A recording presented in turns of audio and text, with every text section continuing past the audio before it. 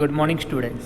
Today I am going to tell with you 2.2 the Sower poem written by Victor Hugo and translated by Durlata Dutt, a Bengali poet.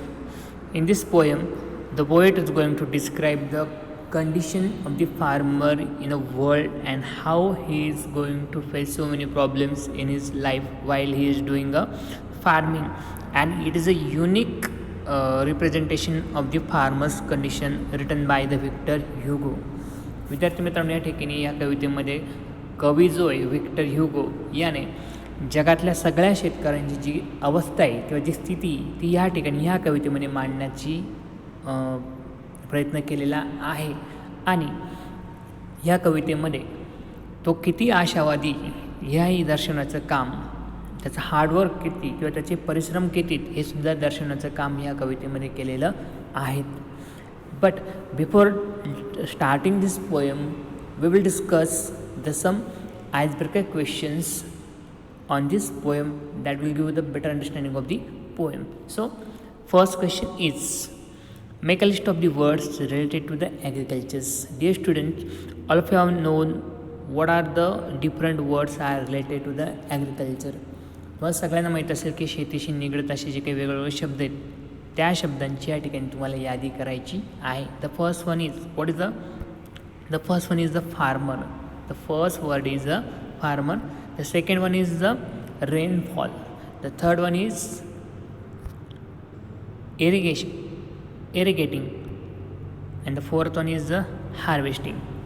विद्यार्थी मित्रांनो, जर आपण म्हणजे खूप सारे शब्द या ठिकाणी आपण घेऊ शकतो, परंतु साधारणतः 4 प्रामुख्याने मी घेतलेले आहे. पहिले म्हणजे फार्मर घेतलेलं आहे, त्याच्यानंतर रेनफॉल घेतलेला आहे, इरिगेटिंग घेतलेलं आहे, त्याच्यानंतर हार्वेस्टिंग घेतलेलं आहे, किंवा याच्यानंतर तुम्ही प्लॉविंग घेऊ शकतात, किंवा मग तुम्ही वर्क घेऊ शकतात, किंवा मग lots of words are related to the farming. The second one is discuss the activities carried out by the farmer.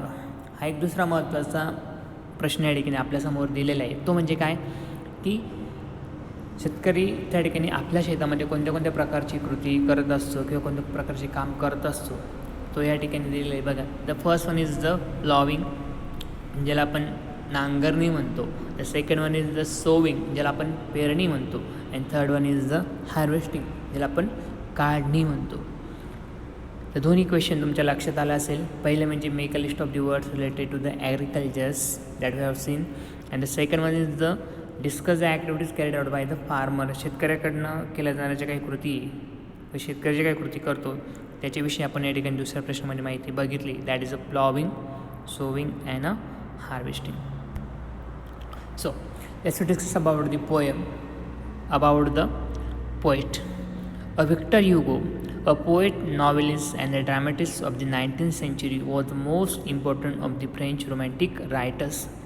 Dear student, the poet Victor Hugo is a poet, novelist and dramatist of the 19th century. 19व्या शतकातल्या एक प्रामुख्याने French romantic poet म्हणून किंवा एक लेखक म्हणून Victor Hugo यांची ओळख आहे. Though regarded in France as one of the country's greatest poets, he is better known for the novel of the Notre Dame de Paris and the Les Miserables in 1862. जर ते फ्रान्समधले एक greatest कवी होते किंवा एक महान कवी आहेत, तरी त्यांच्या नॉट्रे डाईम ह्या कामासाठी किंवा ह्या वर्कसाठी ते काय जगामध्ये किंवा साहित्यामध्ये खूप प्रसिद्ध आहेत. दिस poem is translated by Durlata Dutt, an Indian poetess. She is a Bengali poet, also known as a Toru, wrote in English and French, was born on 4th March 1856 in Kolkata. She is a Bengali poet and she is also known as a Toru. जी कवयित्री ही Bengali poet असून she wrote in English as well as in French. Toru Dutt यांनी इंग्लिशमध्ये त्याचबरोबर French भाषेमध्ये सुद्धा खूप सारं लिखाण केलेलं आहे. She was born on 4th March 1856 in Kolkata. 4 मार्च 1856 मध्ये त्यांचा जन्म कलकत्तामध्ये झालेला आहे.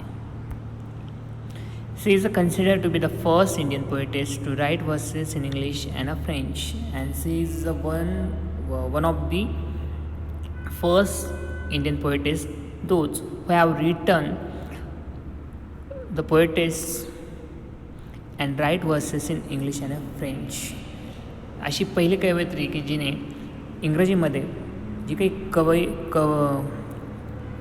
कवितांची जी रचना आहे ही वर्स फॉर्ममध्ये केलेली आहे, त्याला आपण श्लोक असं म्हणतो.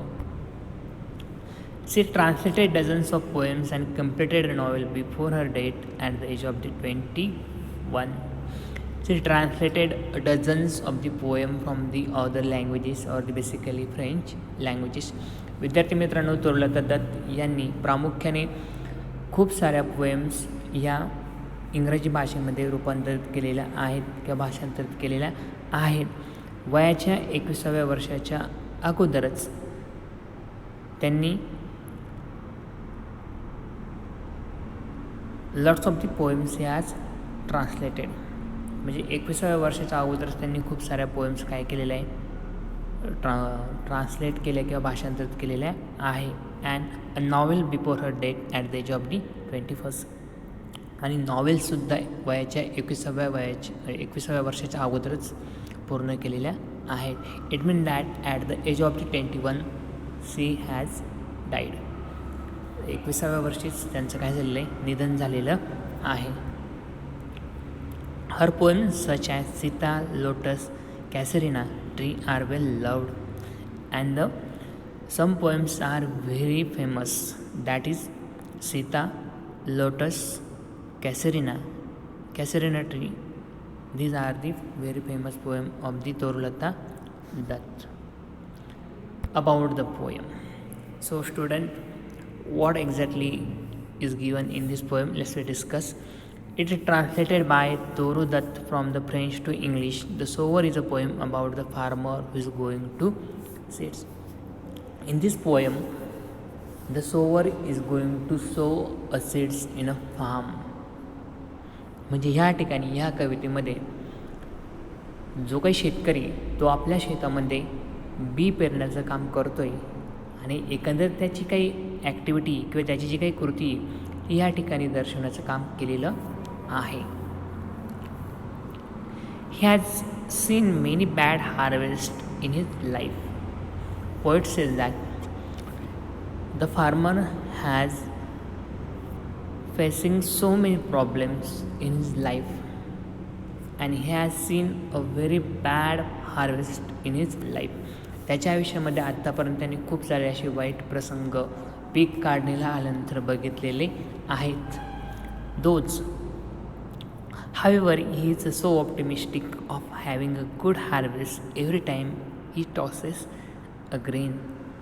And the poet says that however though he has facing so many problems, he has seen so many bad harvest in his life, but he is very optimistic about his work and the upcoming crops and the upcoming harvesting.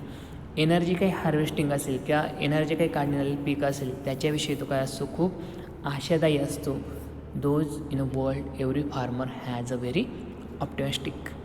जगातला प्रत्येक शेतकरी हा आपण केलेल्या कामाविषयी काय असतो, खूप नेहमी आशादायी असतो, आशावादी असतो. तसंच ह्या कवितेमध्ये सुद्धा जो शेतकरी तो सुद्धा कसा आहे, खूप आशावादी. Sower is a very optimistic for work. Those I said, जसं मी तुम्हाला म्हटलं की प्रत्येक शेतकरी हा आपल्या कामाविषयी कसा आहे, खूप आशावादी. कारण त्याला माहिती व्हॉट एव्हर आय हॅव सोन, ह्या ठिकाणी जे काही मी पेरलेलं आहे ना ते मला काहीतरी देऊनच जाणार आहे, अशा प्रकारची त्याची काय असते, भूमिका असते. Let's we discuss about the poem. Sitting in a porch way cool sunlight I see dying fast. Twilight hasten on to the rule. Working hours have well night passed. Shadows runs across the lands, but the sower lingers still. In this first 4 or 5 lines, the poet is going to discuss that sitting in a porchway cool sunlight I see dying fast. कवयित्री या ठिकाणी सांगते की घराच्या प्रवेशद्वाराजवळ ती एकदम संध्याकाळी शांतपणे काय झालेली, बसलेली आहे. That is a porch way. Porch way म्हणजे याचा अर्थ असं की आपण ज्याला मराठीमध्ये आपल्या घराचा वरांडा म्हणतो. Where the poet is sitting very cool and quiet manner.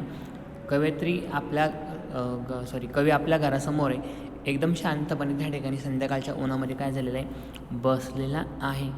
I see dying fast. आणि त्या ठिकाणी जो सूर्य आहे ना तो एकदम झपाट्याने त्या ठिकाणी काय होतो आहे, मावळतीला जातो आहे. Twilight hasten on to the rules. Working hours will night fast. Well night, it means that almost but not a completely or exactly just about. म्हणजे एकाच ठिकाणी काही काळासाठी काय करायचं आहे, थांबायचं आहे. Working hours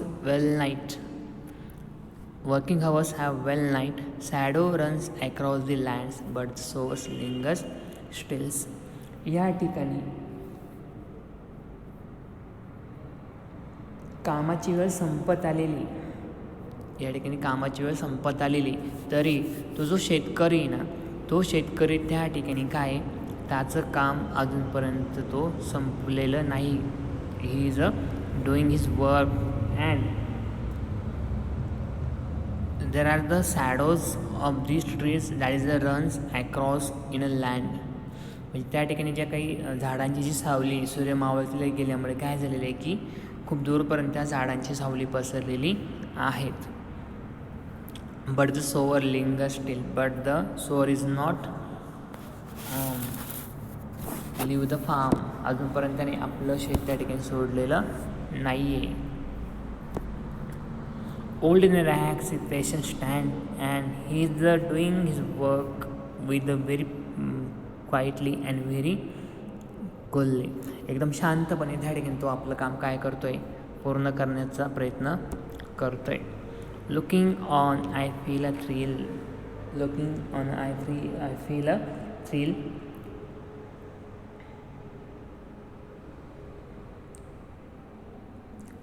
Because his clothes are very very dirty when he doing a farm. म्हणजे ज्यावेळेस एखादा शेतकरी आपलं काम करतो आणि त्याचे कपडे जसे असतात तशा प्रकारे त्या ठिकाणी त्याचे कपडे आहेत. Old in the ranks, he patient stand, looking on, I feel thrill. Black and high, his silhouette. Silhouette means what is his height or whatever his body language or a shadow. म्हणजे तो त्या ठिकाणी जो उभा आहे आणि त्याची पडली जी काही सावली आहे ना त्याचा एक आराखडा त्या ठिकाणी त्या अंधारामध्ये कवयित्रीला दिसतोय. And therefore he says that I feel a thrill. मला त्या ठिकाणी काय वाटते, भीती वाटते. Black and high his silhouette means what, that is the outline of his body.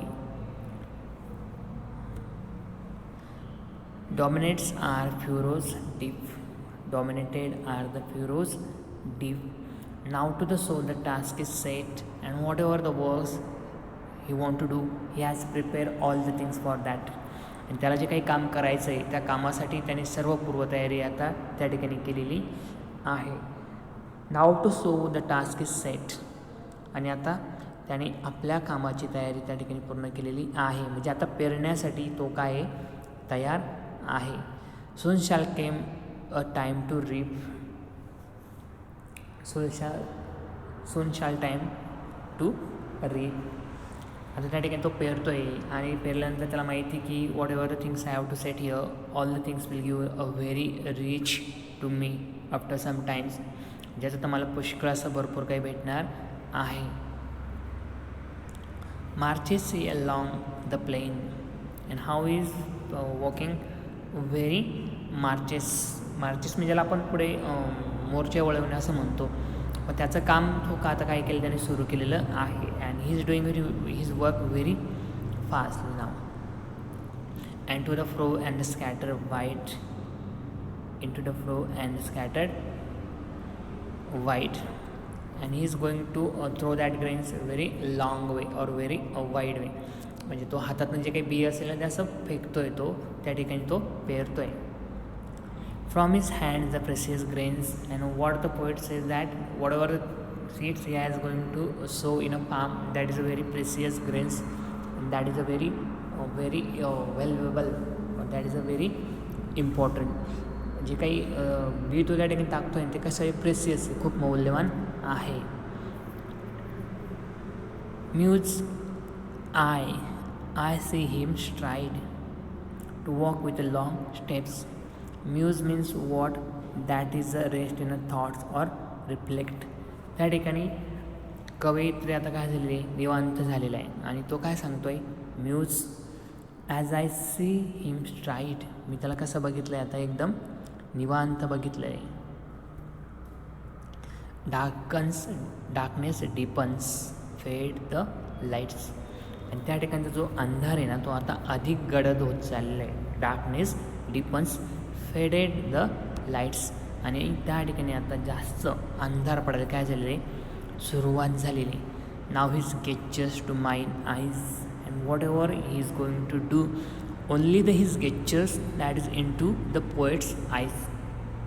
कवी या ठिकाणी काय सांगतोय, तो जे काही काम करतोय ते काम फक्त त्याचे जे काही हावभाव आहेत ना, ते हावभाव मला त्या ठिकाणी दिसत आहेत. Now his gestures to in my eyes, मला फक्त तेवढंच दिसतं आहे. Are august and strange his height, and his height reach to the sky, आणि त्या अंधारामध्ये तो मला कुठे पोचल्यासारखं वाटतो आहे, कुठे दिसल्यासारखं वाटतो आहे, from land to the sky, जमिनीपासून तर आकाशापर्यंत मला तो त्या ठिकाणी काय वाटतो आहे, आता भासतोय. Seems to be touch the starry skies, आणि तो आता कुठे पोचल्यासारखं वाटतो मला, that seems to the starry skies, आकाशातल्या चांदण्यांपर्यंत त्याची उंची पोचल्यासारखं मला या ठिकाणी काय होतोय, भास होतोय. Dear student, in this poem the poet is going to discuss about the condition of the farmer and what are the difficulties is going to face by the farmer in his life, and how he is very optimistic is his work that is given in this poem. And the one message we have to taken from this poem, that is we should always be optimistic about our work, our life.